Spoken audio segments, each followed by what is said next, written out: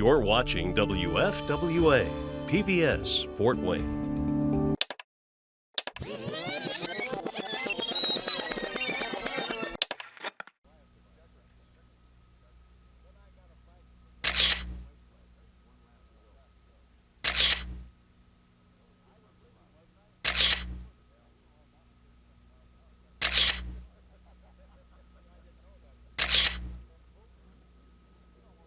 The voice of 1,000 Main Streets. W-O-W-O.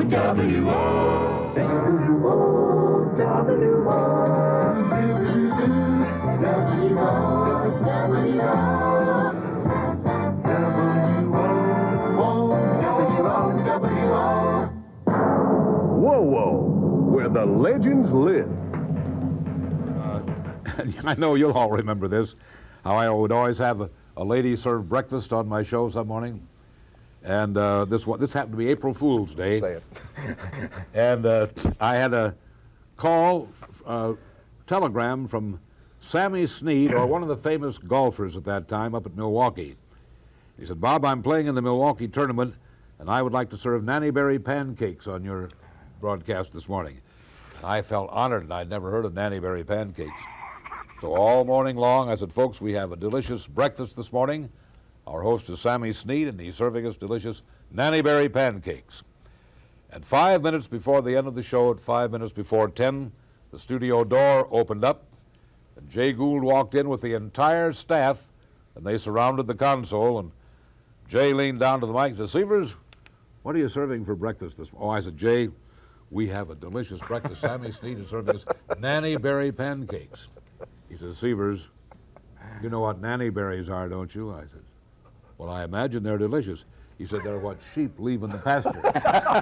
And then the whole studio crowd hollered, "April Fool!" Oh, my. So and it's comical. In fact, last night, I spoke at the Bethlehem Lutheran Church in Ossian, Indiana, and two people walked up and said, "Have you had any Nanny Berry pancakes lately?" They don't forget. After do they? all this time. Oh, they don't. Yeah, well, I remember, I think one time you I did called, that to Chris one time. Yes, You remember that story? Yep, sure do. What was And, that, Rob? Well, everybody was always accusing me of leaving these little presents for the other staff members. Like when I'd get off the air, I'd turn the mic around backwards. So That was always a good one, too, yeah, because you'd get on the air and you would start talking and you could hear yourself from a distance, but you didn't quite realize, what was going on. sounded like you were across the room. It did, and so we'd reach over and grab the other one, thinking we had turned the other mic on, and we'd talk into that, and it wouldn't get any better. And it turned out he had turned it around. Of course, it's only sensitive, at least these were, from one side. Well, and this happened to Bob one time also. I never did find out who turned my mic around. One morning, well, it must have been Calvin because he was on after me and before you. Yeah. But one morning, and I stayed awake to hear this, or I set the alarm or something, but I remember hearing this specifically. You came on the air at 4:30 or 5. Yeah. on at 4 o'clock. 4 a.m. 4 o'clock to start. And he came on and he went, "Good morning, friends." But of course, it sounded like he was across the room because the mic was backwards. So I was like, "Good morning, friends." And he goes, "Well, what's the matter with my microphone? Something is wrong with my microphone." So the next thing, then you hear a record come on. And I found out later he called Mike Stein, one of the engineers. It's 4:30 in the morning. He calls this poor guy. He gets out of bed, puts on his clothes, drives all the way down to the station, walks in, goes like this, Turned my microphone turns around and Went back leaves. to bed, Yeah. But anyway, what I did to Chris, we had these little public service announcements calendar. on cards. Well, actually, or was it a type calendar at that point? Yeah, Yeah. but you had gone to see the reason that this had worked out so well is you had gone to great lengths to go find the typewriter that it was typed on, so that it wouldn't look like it had been doctored. That comes from years of watching Columbo. Yes, it does. And I got the same typewriter, so I typed up, and I was just praying that Chris was not familiar with the term arachnid, which, as you know, is a spider. It's anything with 8 legs. Well, and of course, before the movie with John Goodman, I wasn't. Long so- before that, right. Yeah. This was back in the mid-'70s, I think. And you and I got here in '73, so it was probably right after that. So I typed on, "Friends, you're invited to the world-famous Lincolnshire Arachnid Festival." And I still remember the guy's name who was the director of it, Milton Webb, wasn't it? Milton Webb was the director. He read the whole thing perfectly. Oh, my. And then I think it started to dawn on you. I think I could hear like a realization creeping into your voice. People would call in and they'd say, "The what?" And I'd tell them what it was, and they'd laugh and hang up. That's, in Archbold, Ohio, or Yes, Lincolnshire, or that's someplace right. like that. Yeah. Bob, you used to come on at 4 o'clock, didn't you? you? I came on, and Bodie the janitor would be on with me for the first hour. Well, the reason I remember is because when I started at the station, I was doing the night show. Yeah. I was on till 1 o'clock in the morning. Yeah. And we had a day room up there that had a couch and a ping pong table and a few things. Oh, I remember that. And Bob used to come in from doing a personal appearance wherever he was in Indiana, Ohio, and Michigan. Yeah. And I'd be going off the air about 1 o'clock, and you'd just be coming into the station with the From a record record hot, hop, yeah. and you'd go and flop on that couch for a few hours and get up and go on the air at 4 o'clock, Yeah. and then be out again the next night. Well, I'll tell He you did what- this for years. I'll tell you what was really bad, Don, is when I first got there, I was into a lot of late night clubbing because my shift was till 11. So at 11 o'clock, you don't want to go home. He's just starting his Yeah. night. have to unwind a little bit, you know. Yeah. So, and there were a plethora of night spots in downtown Fort Wayne. Many unlike of them now. below the studios at Wawa. Many of them beneath our dignity, too. There were a lot of very strange establishments in those days. So I would go out, you know, for a beer after work or something, or a Pepsi or whatever. And, Mostly a beer, though, as I recall. Just said Pepsi for it. Well, I'm glad he remembered Yes, Pepsi, yes. which I forgot. Because once. we love Comet Hockey, don't we? Comet Hockey, yeah. So anyway, almost 2 or 3 times a week, I would come into Powers. I'd come stumbling in there about 3:30 in the morning, and he's sitting there reading his paper, you know, eating the chili, getting ready to go to work. So I would run into him almost every morning. Yeah, I'm coming, Yeah, and we'd you're meet going. many times. And that was embarrassing, let me tell you. But you know, speaking of Powers, I can remember after he retired when we were still downtown, I'd come in early in the morning, get set up for the sports and stuff. The minute I hit the elevator, I'd say, "Oh, Severs is here." I could smell those onions. Oh, yeah, right. This award, I don't know if they can get a shot of it, but you mentioned something like that. This is what we used to call the Foot and Mouth Award. Foot Can and you Mouth get that? Award. Has it got a Yeah. glare on Hold it? it down there. Look at that. Yeah. There you go. Just And it's got You're the one that wound up with every that? year. Well, I got it from. I went out to see Nancy Lee. Sam a traveling DeVincenzo. But I mean, this is like an old friend. I Yeah. used to see this This every used to day hang when in I the walked lobby. in. it hung just outside the Right. studio door Right. there. Yeah. And they gave it to whoever had the biggest flub dub of the year. Yeah. You're Yeah. on there a couple times. I'm on a couple. Chase is on. They run out of room before they got to yeah, run. Right, right. And so this, you know, most of these were what then would be considered risque. Now, of course, on radio, you know, they would be considered dull. Nothing. But they were risque at the time and still a little embarrassing to say what they were. But that's what they gave this award in Foot and Mouth. They got this old sneaker and bronzed it. Is Steve on Got there? the old teeth Yeah. and put on there. What's he? He's way down at the bottom. That was Yeah. 19. There's names on the bottom down there. Gould, You Bob can't, I don't think Severs. we can see them on Look, the... Severs won like 4 times. Yeah, oh, he's on there a bunch of times. Had a rubber right. stamp. They just used to keep. Yeah. I know one of them that he's on there for.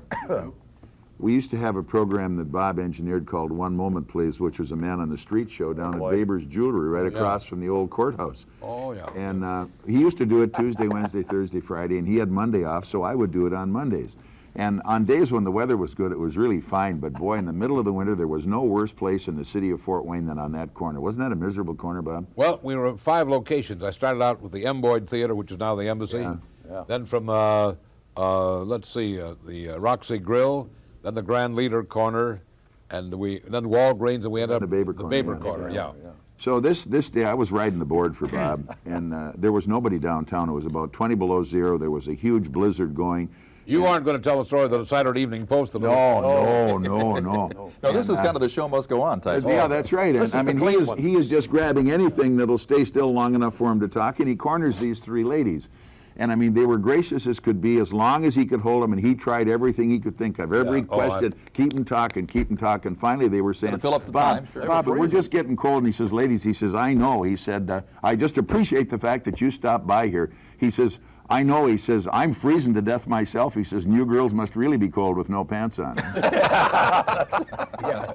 You got the Foot and Mouth Award for that. That was a foot right. Nowadays, nobody would even. Well, you wouldn't think anything about it. That's the tragedy of it, I think, is that not one of us, nor our associates, esteemed colleagues, had ever on that radio station gone out of their way to say anything off color. If it happened, it was strictly an accident. Yeah, Most Oh, yes, of us you're felt right, very right.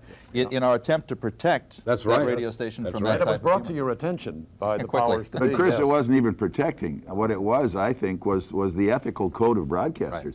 And anybody who was worth their salt and had worked their time, this wasn't in your repertoire at all. I mean, this never entered your mind. No, it didn't. Chase, I remember the hockey game we were doing, and of course when Bob does hockey, you know, he's standing and sweating and carrying on. He's a nervous kicking, wreck. and kicking. back Don't in ever those- sit next to him. Yeah, I did. You know, Robbie Irons has like a Yeah. wooden leg now. Oh, I from got all of slapped in the face a couple of times when Yeah. he'd go around like this.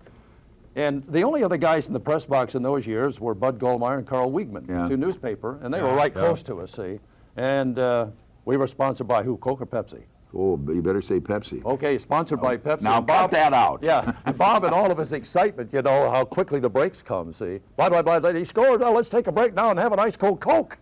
And everybody, me, even Goldmeyer and Wiegman knew the routine, and they looked up at him when they heard that. And that's when There was that long pause, and then long Chase is on with the hockey that's when game. Dick Shaley had Pepsi-Cola and Ike Stang was my best friend for Yeah. a while. Yeah. I mean, how could you have two worse conflicting And products you than feel Coke and Pepsi? terrible when you say something like that. I remember reading a commercial, a live commercial for Jack's Surplus City. Yeah. Oh, geez. Portland, Bluffton, and Salina Yeah. at the time, and they were always live, and they were always what we call the P&I, the price and item, and you had to read like the wind to get it into 60 seconds. And, Yeah.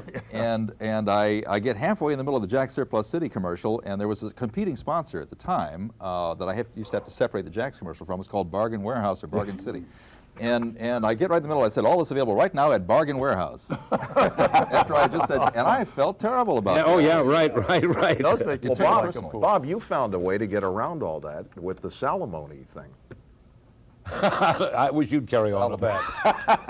Well, I tuned in one morning, and he's doing, friends, now the announcements this morning. Oh, by the way, at noon today, I'll be down at Salamone drinking some of the damn water. I mean, that was your way around all of that. So. By the way, speaking of my Man on the Street program, one story just came to mind. There was a grandmother, is extremely proud of her 10-year-old little granddaughter, and I wondered if she might be listening tonight. The 10-year-old would possibly. Her grandmother brought her down. This was Good Friday, and Sunday was going to be Easter, and she had just purchased a beautiful white dress. And this little girl just looked beautiful. And she said, I shouldn't have dressed her up ahead of time, but Bob, we had to come down to see you and show you my granddaughter's brand new Easter dress.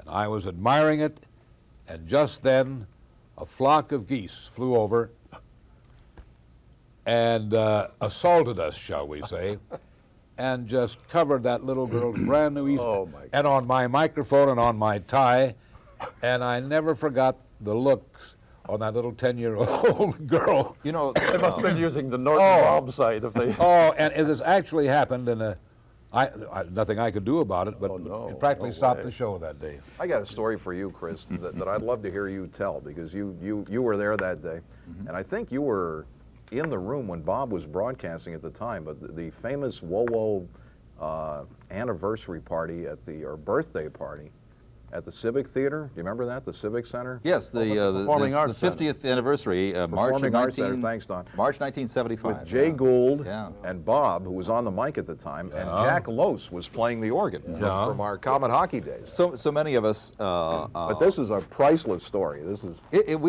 We had been there. You were there. I mean, we were all there. I was on the floor From when this the time we went on the air with the Little Red Barn show at 5 o'clock in the morning until I think the end of my show, which would have been 6 o'clock in the afternoon in those days. So we did Little Red Barn show with you and Jay, and we did the Bob Seaver show, and then Jack Underwood show, and then the Chris Roberts show in the afternoon. It was all done from the Performing Arts Center that day. So it would have been the 50th anniversary of the station, March of '75, because it went on the air March 25.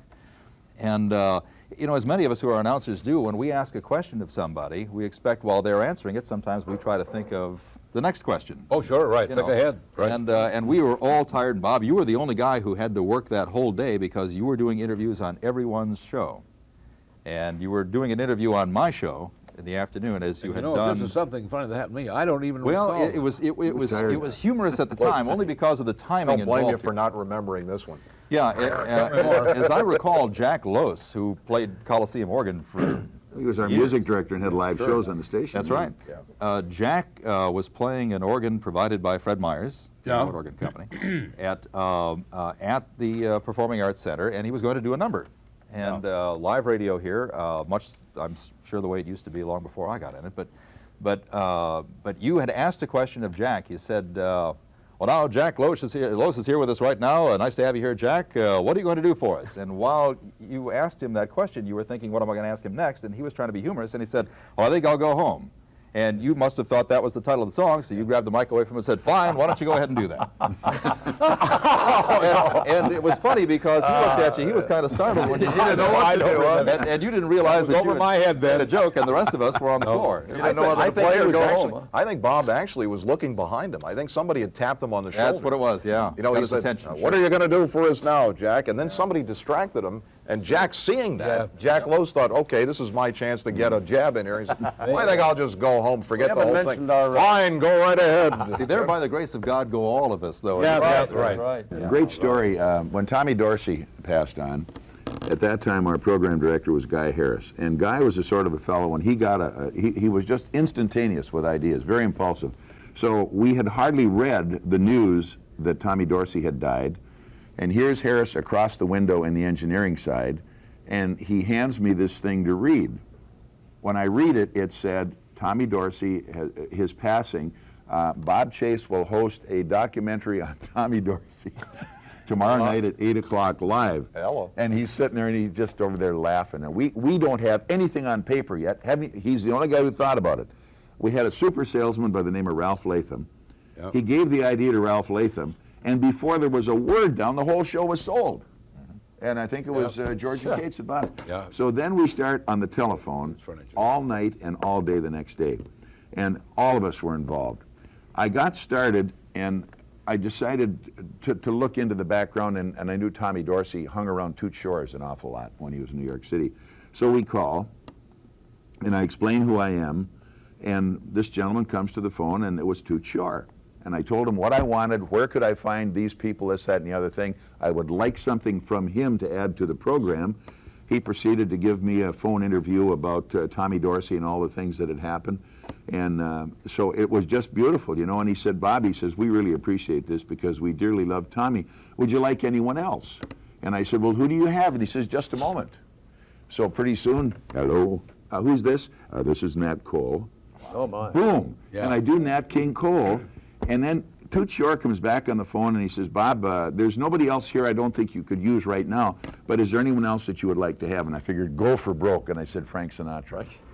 And he said, all right, fine. And I'm going, whoa. Yeah. He said, now, you have to follow my instructions on this. I will give you this phone number, and you must call at the time I tell you to, and you will be able to talk to Frank Sinatra. Now, he called Frank Sinatra on the West Coast, set up the call. I called when I should have. Frank Sinatra answered the phone, and we got the interview. Really? Because it was Whoa Radio. Yeah. When you talked to Frank, did he mention that he and Tommy were not on speaking terms? You know, not at that time. He was very gracious about the entire operation and you know, the Tommy Dorsey situation. We put the whole show together. It ran 2 straight hours, and we were so late putting it together, we couldn't pre-record it. And here I'm going live on this stuff. Oh, and away we go. But we did tape it as we did it. Now, they heard the show in New York City, Tommy Dorsey's relatives. Mm-hmm. We cut, in those days with the old Scullys, we cut albums of that show. Old Scullys, yeah. And Tommy Dorsey's mother and Jimmy Dorsey each had a copy of that. And they replayed the entire thing, including our commercials, on WBZ in Boston. When you mentioned that, you mentioned a name, Ralph Latham, and it brings up another interesting point. There were so many legends of WoWo that never were heard on the air. Yeah. You know, great salesmen who had been there for years, gave their lives to the place. Bob Hendry and people like that who, who from day one lived and breathed that radio station and made a lot of the things that you heard on the air possible. Well, look at the years that Tommy Longsworth put into the station, starting from a bass player coming in on talent, ending up as the general sales manager at the most successful time the station ever operated. Remember when we had all Westinghouse stations had a Jane Weston homemaker show. Yeah. Fern Gable was our Jane Weston. Remember Fern Gable? We had a qualified meteorologist weatherman 25 years before anybody else. Charlie the Weatherman used to come in and do a 5-minute segment. Charlie Billiard. Yeah, every so often each day. Funny story. I'm in Atlanta at the Omni. Who shows up looking me right in the eye but Charlie Billiard? I'll be darned. He teaches now at Georgia State University in Atlanta, Georgia. And he does several courses there. He and his wife came to the game and went out and had a cocktail with him after. And I mean, He was a very soft-spoken guy. Yeah, Yeah, he always was. And yeah. of course, Ken Neuendorf at that time was the meteorologist for Channel 33, Yeah. and Charlie was his understudy out at the Air Guard. So then Charlie did the radio, remember that? Yeah, And Ken yeah, did the other. yeah. And we had more fun with Charlie the weatherman. He was incredible. Yeah. Various Well, we did the band. Well, you performers did a lot came of to town band and remotes went up before I with ever us. came along, and we did the band remotes at Cold Springs with like Sauter Finnegan. Anybody ever remember the Sauter Finnegan? Yeah. I did a show for them, Stan Kenton and Ray McKinley and those people. But you mentioned Tommy that, Dorsey stopped and, Yeah. and on your birthday, huh? When you mentioned Tommy Dorsey, on my 21st birthday at Lake Manitou, as I would say, from the picturesque and romantic shores of Lake Manitou at Rochester, Indiana, and so forth, Tommy Dorsey got up on CBS Coast to Coast and said, folks, our announcer Bob Severs is 21 years old tonight, and they played and sang Happy Birthday to me coast to coast. Is that right, really? That was before television. What year was that? Gosh. I was what, 20, was my Now you're 21st testing his birthday. memory. Cut it Way out. back, yeah. Was that like 30? About 39, I guess. 39. Yeah. So Frank Sinatra was the singer, and Buddy Rich was the drummer at that point You got it.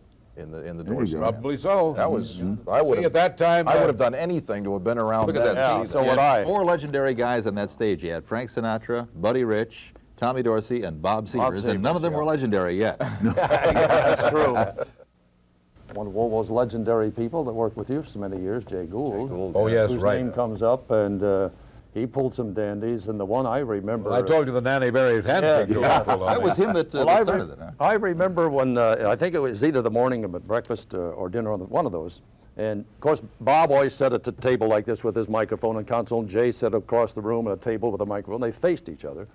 And you remember our call letters at that time, this was like maybe the mid-'60s, every half hour we had an official call letter. It was a long one. You know, this is Westinghouse Broadcasting, WOWO in Fort Wayne, Indiana, with the largest daily circulation in the tri-state area. Yeah. It was meant that we reach more people than the And the newspaper voice with of our 1,000 news. Main Street. Yeah. It was just your way of Right. tweaking the newspapers. But at any rate, you come on, the news finishes, and you say the call letter. You say, and this is WOWO Westinghouse Broadcasting with the largest Yeah. daily circulation in the tri-state area. Throw it to Jay, and Jay comes on and says, hello, world, this is Jay Gould with the poorest circulation in the tri-state area. And you broke up, as you often did. It took you 10 minutes to get the call letters out before you could get back on track. You know, speaking of Jay, I was looking around in the files that I have down at the station to see if I could find some pictures to supplement what we're doing. And I ran into one picture among many of Jay standing on a train, passenger train platform overlooking this huge crowd. Yeah. And I'm not sure which station it was, but that was in the days when I first came down the Yeah, Little Red yeah, Barn train yeah, to Chicago. And the livestock exposition was always in December. And they'd get this thing going, and people, those who were farmers, would go up to see the exposition, and literally thousands of other people would go up to Chicago and shop. And Taking that a show. particular year, and we'd start like in Van Wert, and we'd have 3 or 4 train cars on the siding there, and they'd make up the train starting from Van Wert, then they'd pick up a couple in a whistle stop, Yeah, stop right. in Fort Wayne, get 8 or 10, stop in Columbia They should City. pick up the cars. Yeah, on the train. Yeah. Yeah. And we just build the train as we went along, and all of a sudden we got past Plymouth, and there was another stop someplace. And by the way, at the same time, we would walk the train, and every car was full of people.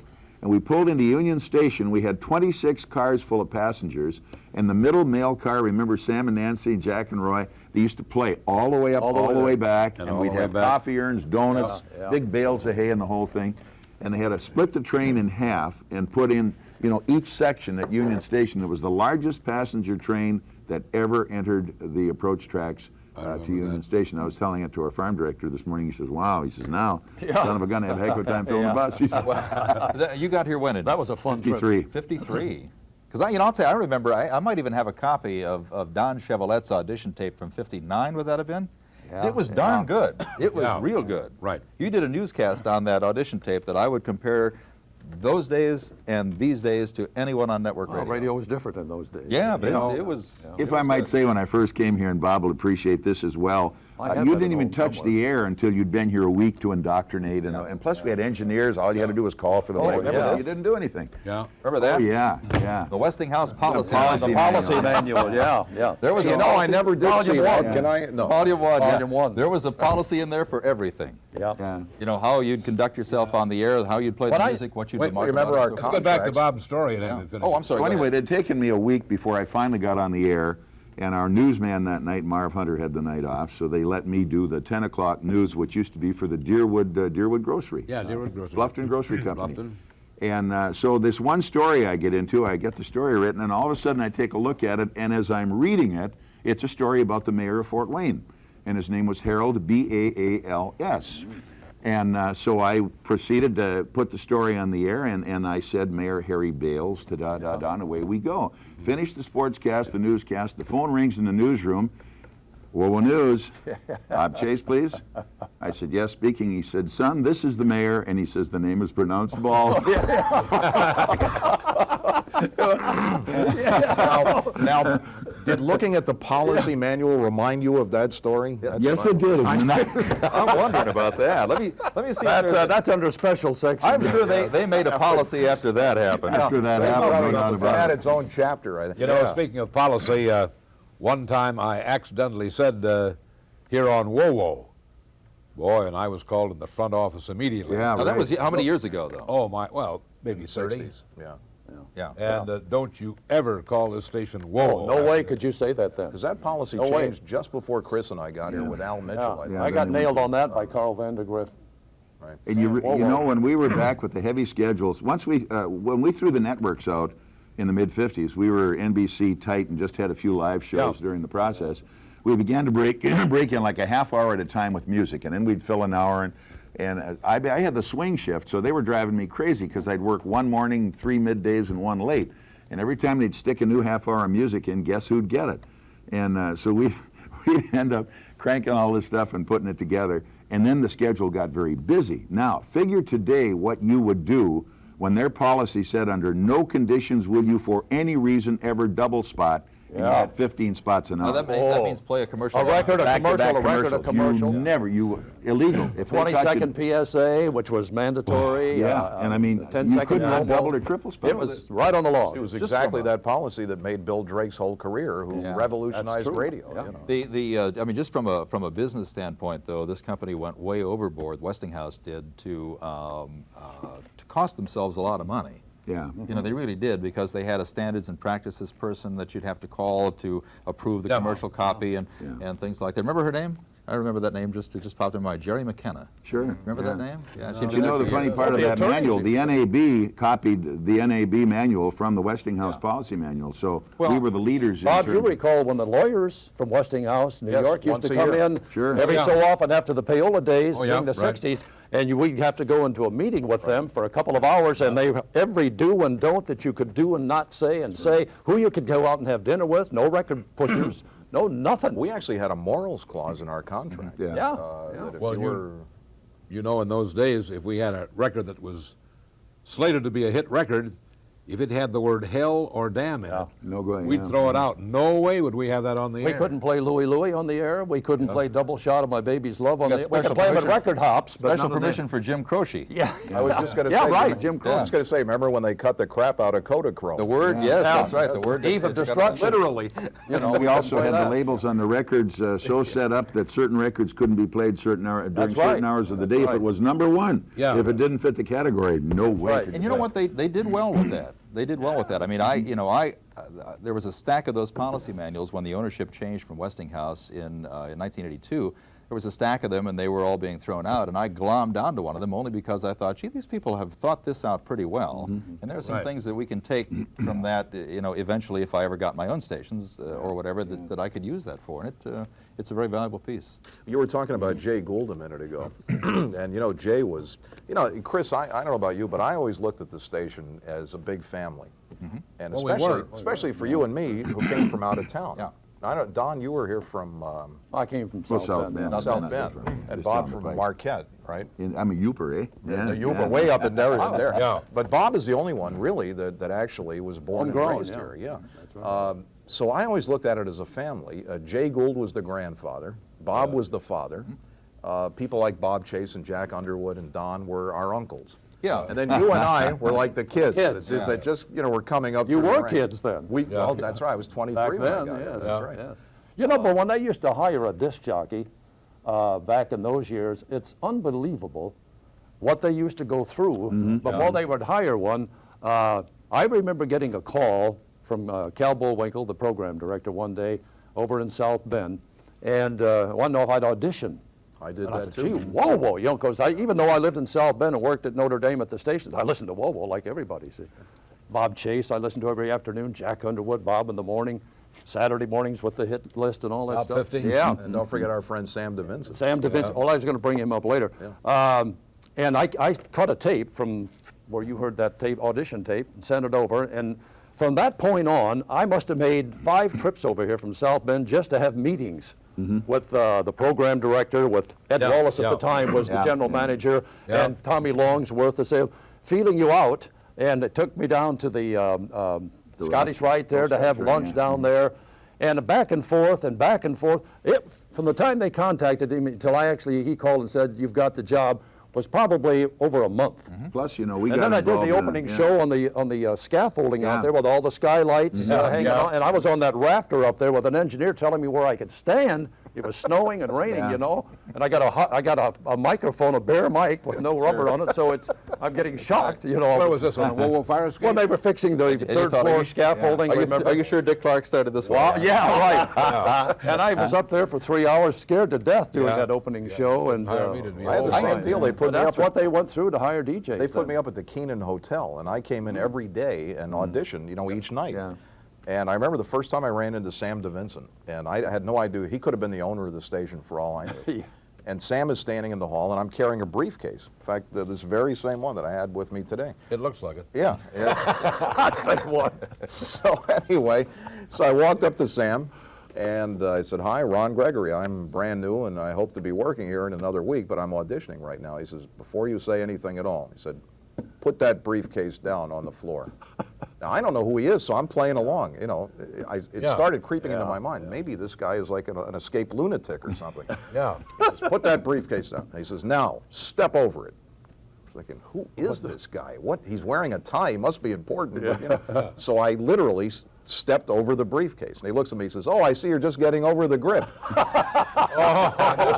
That's Sam. And I later learned this was Sam DeVincent. You could expect this, you know, nonstop from him. So I figured, well, if it worked for him, I'll do some of that at night too. Yeah. Well, you know, we recently lost Sam as of this program, and You know how I don't know of a man who had more friends and was Oh, yeah. more well liked Yeah. than Sam, along with his wife Nancy Lee and the Hilltoppers Yeah. and that wonderful music they played right up until the day he died. Almost they did their Sunday morning show. And they did I it don't on think they'll ever CBS. replace Sam DeVincent. They did it on CBS. I mean, Charles Osgood, Oh, yeah. a few Great, years yeah. ago, you know, heard part of the show while driving in New York and said, I've got to find out who these people are. Sent a CBS film crew in, and they wound up on the network evening Yeah, news. I remember that. He did when I started, he was doing the all-night DJ show. And he did that from Sam's the place. transmitter at Roanoke, Sam's Indiana. place, yeah. And he also used to load the music machine. Yeah. Yeah. And then Wasn't record it, library and wasn't it everything. actually required to be an announcer on WoWo at some time in the past that you had to be a musician as well?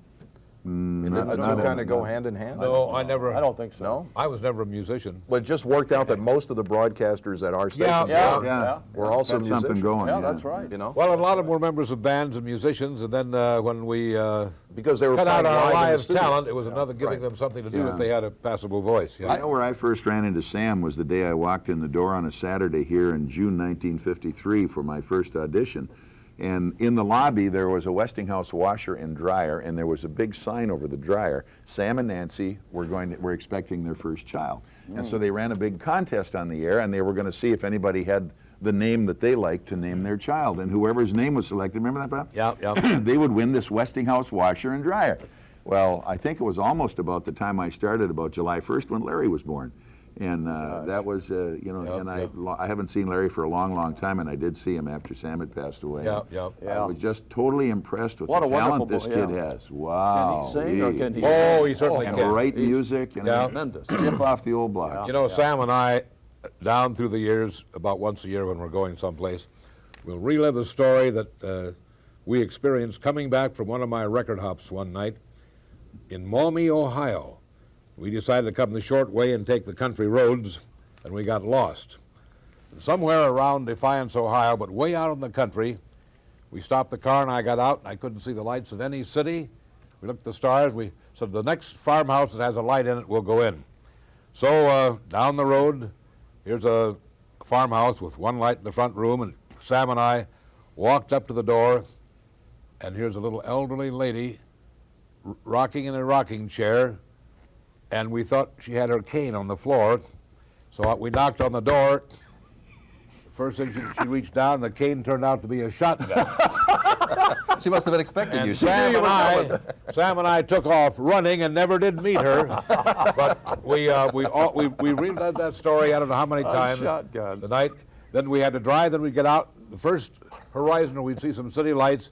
We'd drive there till we found our way back Your home. reputations preceded you. Yeah. Now, you mentioned that you had Bodie on the air early in the morning, Yeah, right. About 4 o'clock. Did That's you actually? Bill Bodenhorn. Did you put him on the air at that point? Oh, or- yes. All right. And this is Oh. the Wowo janitor we're talking about, or as we used to call him, the chief We sanitation all used engineer. him, yeah, on our shows. I did. Well, Jay, our friend Jay Gould wrote a poem about Bodie, and I don't know if you remember this, but it shows you how brilliant Jay's insight was to everything. I'm glad you changed the subject because I didn't want to tell Bodie's bee story. Okay, well, we'll get to that. It may come out here now. He actually, Jay wrote this, and of course Jay was, and my point was what a learned man Jay was, school teacher and just a scientist, lumberjack, you and know, poet, yeah. and built Yeah. his own house from the ground up, Belly Acres. Belly Acres. Certainly did. So he wrote here, and this was about 1979 or so, I think. He says, I don't know who sets the standards or the way you judge a man. It's not the things he can't do, nor just the things he can. Don't know who's most important or our funny social scales, the man who pays the carpenter or he who drives the nails. The one who has the microphone, so glamorous a man, still doesn't know most of the time who's a friend or just a fan. When people on the value scale receive the trophy cup, should it be he who dirties things or he who cleans it up? Remember, this is all dedicated to Bodie the janitor. Yeah. Here's a story I will tell, a once-in-a-lifetime tale of these young kids who judge a man on a much better scale. Ron Gregory, a young DJ, his ratings near the top. I don't know where he got that, but anyway. He was a poet. He used poetic license. He saw Bodie as something else beside a broom and a mop. He saw a personality, a humble, honest guy who, with some ideas of his own that money couldn't buy. Ron put old Bodie on the air with delicate respect, and people liked the things they heard more than you might expect. The fine youth of North Webster and of Cherubusco, too, saluted him for what he was, a worker tried and true. The world-famous janitor became the Bodie name. His humble, silent toil for years became his call to fame. And then he says, to wrap it up, he says, and so my story simply ends. Remember, if you can, just look beneath the clothes when you evaluate a man. That's and it terrific. just shows the Yeah. great insight Because because not a whole album of those. because here's Bodie who really, his whole life was centered around cleaning up that station. Right. He went home, he lived alone, he wasn't married. He would come in and he would do that. And so when we gave him a chance to sparkle a little bit, to be in the spotlight, as all of us were most Yeah. of the time, not only did it change Bodie's life, but, Yeah. but it was Jay's insight, that reflects all this in this poem. And I always saved it because I just thought it was such a nice thing for him to do. Ron, I'm so glad you brought that. As long as I've known Bodie and Jay, I have never heard this poem. Really? Yeah, And Jay. that's another example of Jay's manuscripts that are just absolutely top. You know what? Just for you, I'm going to make a Xerox copy. Yeah. All right. He wrote a piece of commercial copy for John Signa, our night jock, a Yeah. very popular guy, who's KDK in Pittsburgh these days. He wrote a commercial on April 1st, April Fool's Day every year. Well, Bob, you remember we used to do the flip-flop, or Oh, yeah, each of us yeah. would do another guy's shift. Underwood would do the night shift. I would do the afternoon. You'd get do all the morning, jerked whatever. around, So John Signa, the late night guy, was doing your shift in the morning. So he was working Yeah. with Jay. Well, Helper, yeah. Jay decided to have a little fun. So he wrote a piece of commercial copy for some, Yeah. to do with agriculture and farm. And he picked out every complicated 15-letter word he could think of to put in. Now, we read copy live in those days, as you said. Yeah. And he had this copy. It was a full minute. They were always 60 seconds. And I mean, it was unreadable. The farm chemicals and Yeah. things? Oh, yeah, all You know kinds who's of gonna write stuff. John Signa, you say, or who? Yeah, Signa. Oh, all and right. so Maltacida and corium bacteria, Yeah. Diogenes, all that kind of stuff. you could have got through it. He throws it to, he said, all right, let's take a commercial break. Here's John. John starts to read this thing, see, and he starts out, he gets through the first sentence, then he starts to stumble a little bit. And he stumbles here and he pauses there, and of course everybody in the back room was laughing. Finally he gets about halfway through and he says, He says, I'm not going to say that word. And he stopped. And the word was teats. On a Oh, he on a wouldn't cow. say, he's a Brooklyn boy from New York. He didn't know anything. Yeah. He wouldn't say teats. Yeah. And so Jay, of course, laughing, took over and, finished the show. But that's the kind of guy he was. Jay was not only brilliant, but he was an instigator. He was right. Oh, yeah, he he was really a funny enjoyed guy. every Well, he was minute a of it. showman. He was a Yeah. And you know what else? And I have no idea why this reminds me, but people also, the listeners, got to know not only us, but everybody involved with us. Sure. To this day, no matter where I go, people ask about Rochester, my cat. Yeah, Rochester. Yeah. I mean, to this day, and I haven't been on for quite a while, how's Rochester doing? And I can show them a scratch or two and say, well, here, we Yeah. just had some fun last night. But people really, they care Yeah. about Yeah. what you're doing, not just with the station, right. but outside the station. Our Your animals. family and everybody. You did one of the neatest gimmicks that I ever heard back, it would have been in the 70s. I think I was over at Channel 21 at the time, so it would have been the 70s. But listening to you, you were on in the evening, and you did, I think it was Beethoven's Fifth. But you did it because you had, who was the conductor of the Philharmonic at the time?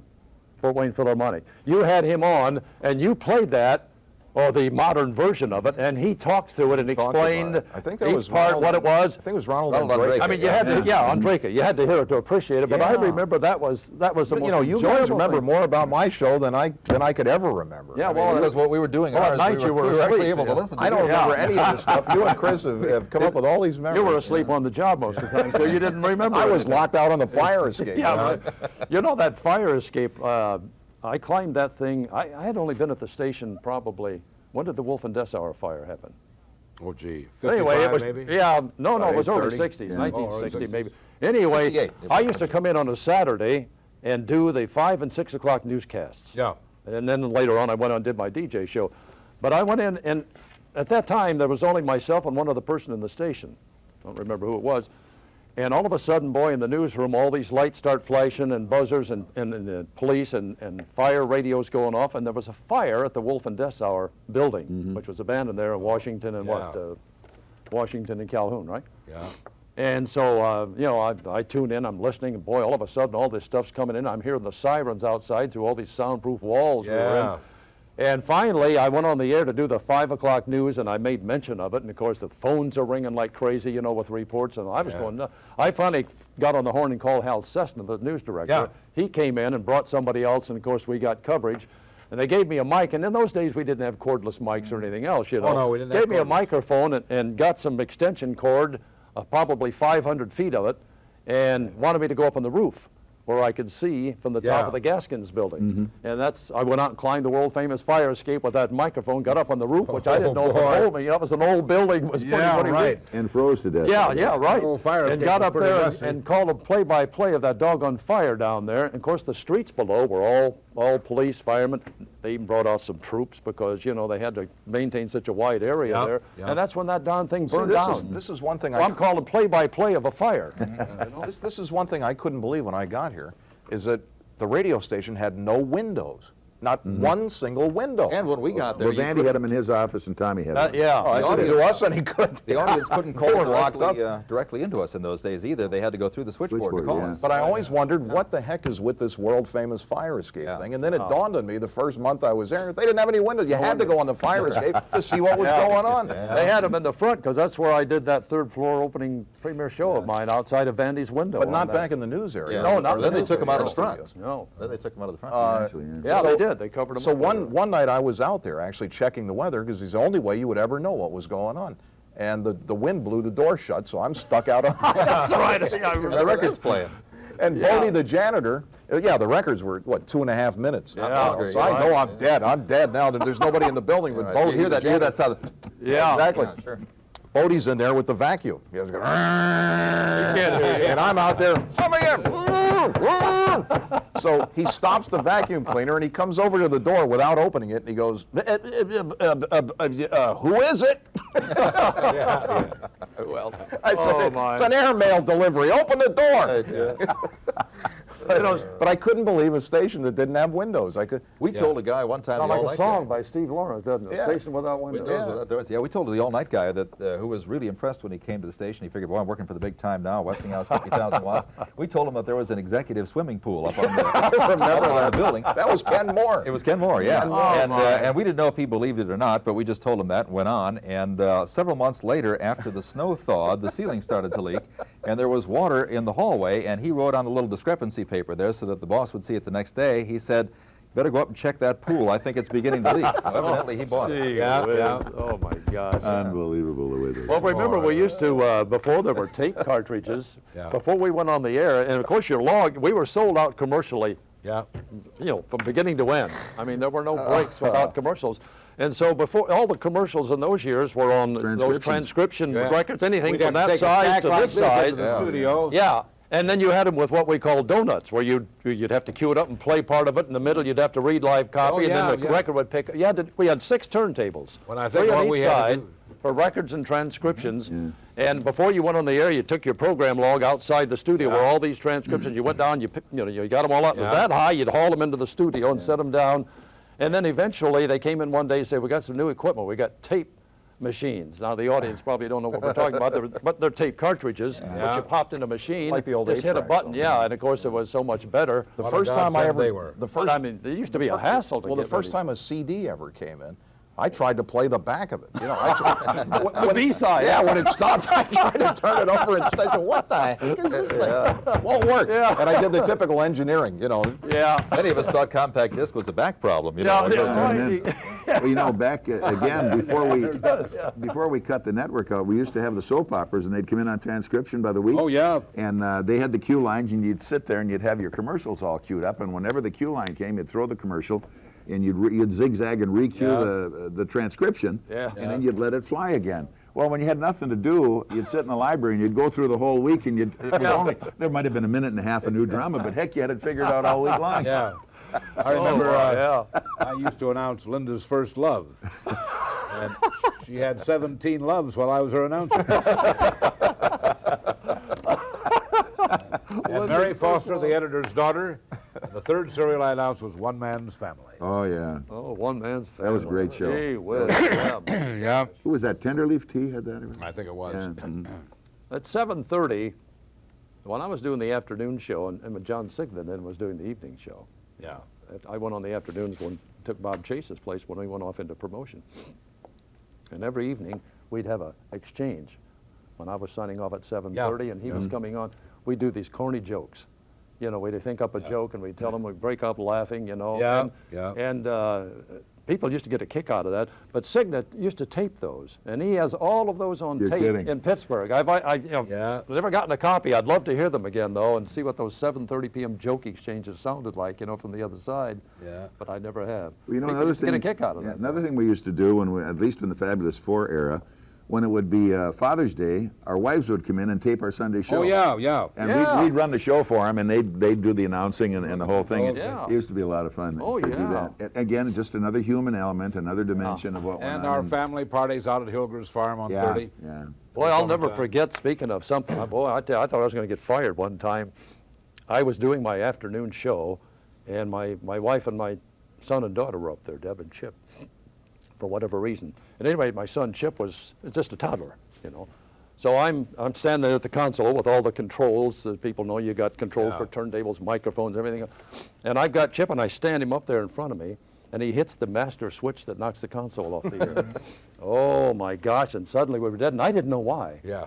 And we had dead air. Man, the lights going on, sirens, everything in those days. Yeah. Here comes Hal Brokaw, the chief engineer, running in there, you know, and boy, right away he found out what it was and flicked the switch on. We were back, gave me a real dirty look, you know. I put the boy down, you know, and continued on with my show. Yeah. But I mean, he really, Oh, yeah. he didn't like that at all. No kids on the console. you Yeah, know. no. See, there's another name out of the past, Bonita Springs, Florida. I talked to Hal about a month Hal and a half Brokaw, ago. Is that right, really? Hal In fact, Brokaw. I'm sort of the purveyor of news, good or bad.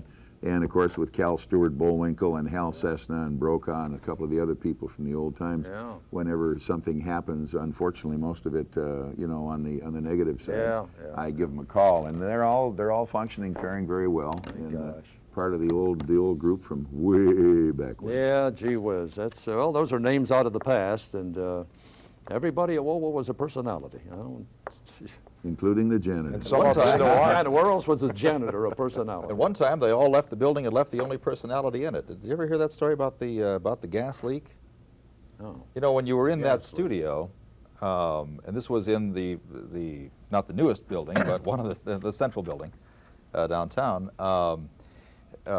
doing your show, you were kind of isolated. There was a sound lock, and you were in a quiet area, and you couldn't really hear what was going on, and they couldn't hear the music or anything like that. And one day, I got up, I was on the air in the afternoon, I got up to go put a record away, and I looked out the window down toward the parking lot behind the station, over toward Arby's and so forth, and there was a big crowd standing down there, looking up.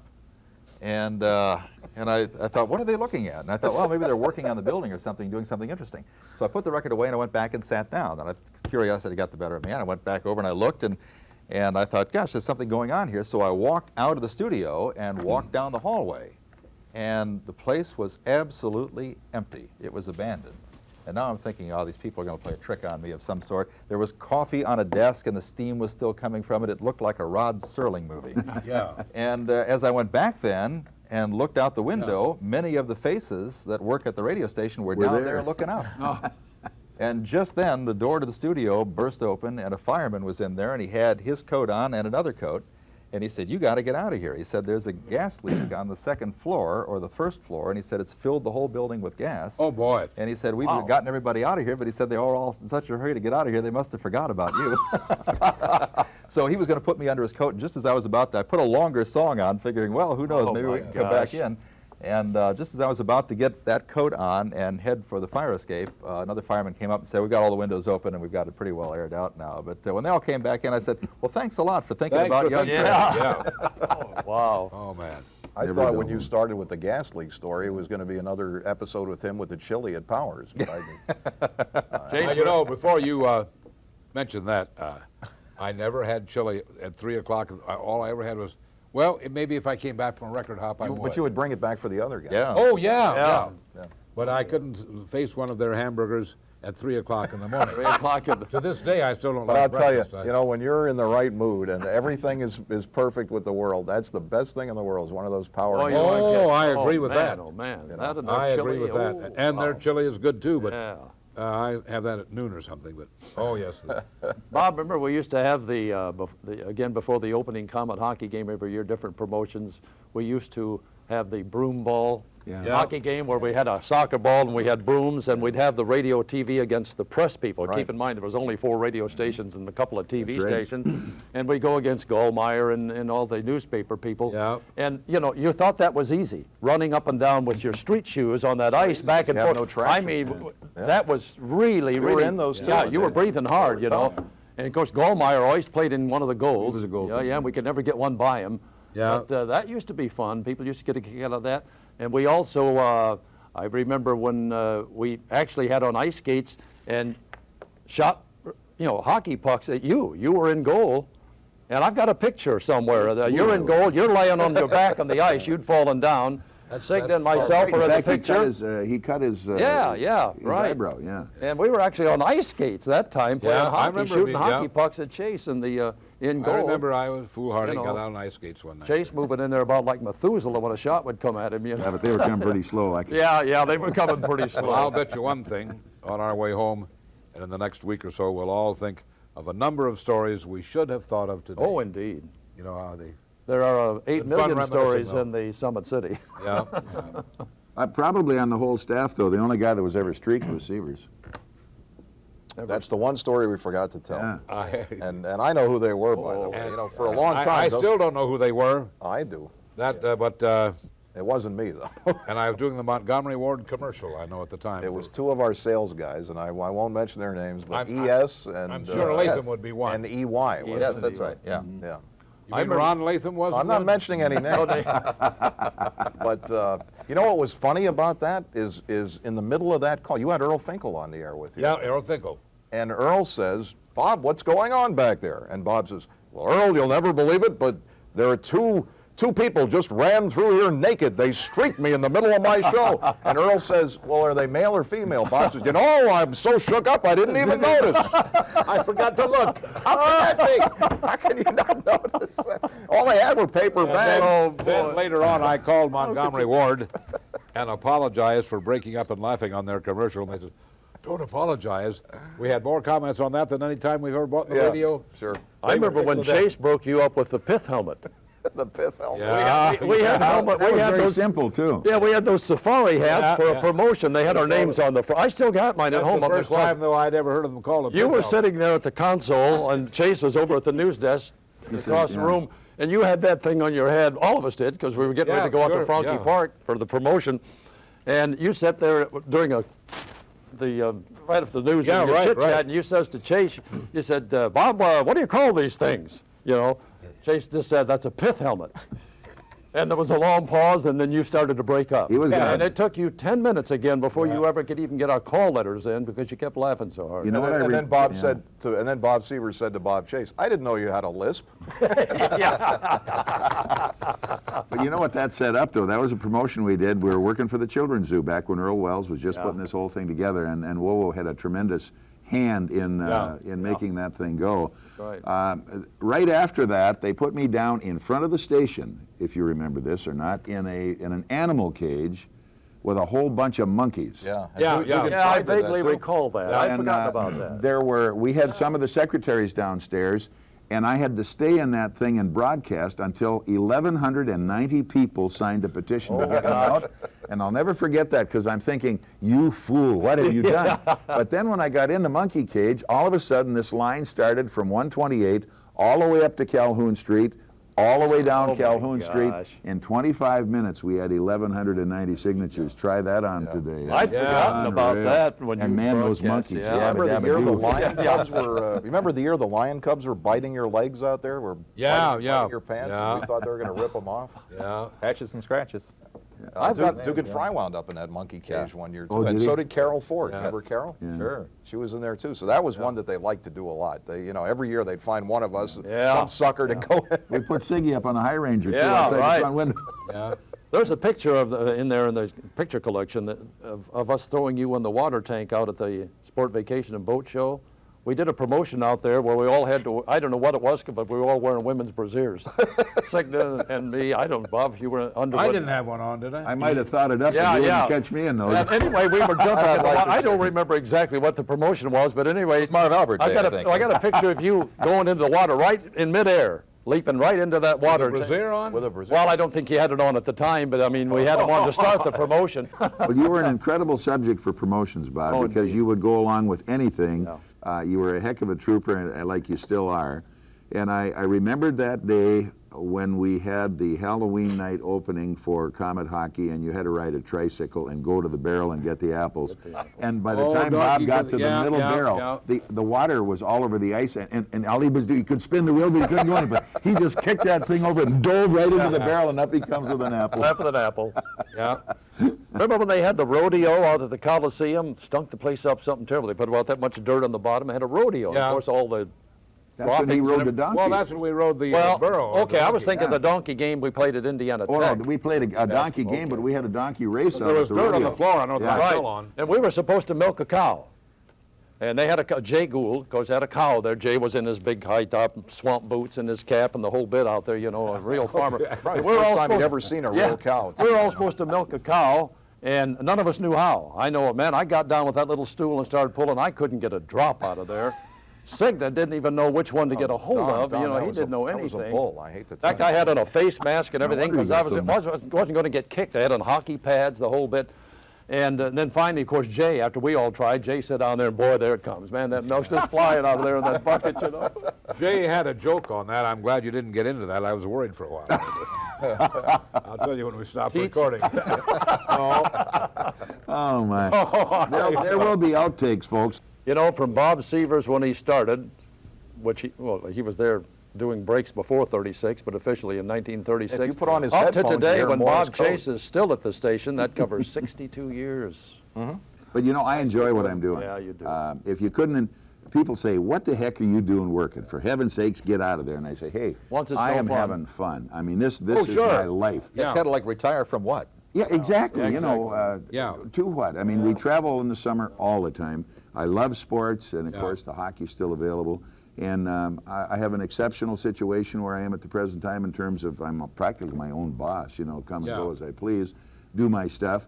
And I mean, I'm just still having a lot of fun doing That's what the I main want to thing. do. all That's that the main matters, thing. really. In the summertime, I really enjoy doing things around the house, the yard, and everything else, which I have more time to do, and traveling a lot in the summer. But like I say, the minute I guess if I get over aggravated or get really tired, Yeah. I probably will search for a nice soft bed and go to sleep. But I'm not ready. Yeah, I remember because I remember when I retired and you did a little tribute along with some other people, and you said, well, maybe one more year if I can get the Comets at Turner Cup, I'll retire. And they won it. That's when That's we right, won it there it is, undefeated. sure, right yeah, there. yeah. And but you didn't retire after that. No, Because you're I still thought they were going. good enough to get another Yeah, one. to We get might it, do it and this they year. almost did. We too. might do it Yeah, this year. Yes, yeah. indeed. Remember when another service that we really performed. Bob and I used to do the Indiana State High School basketball tourney every year from beginning to end. Yeah.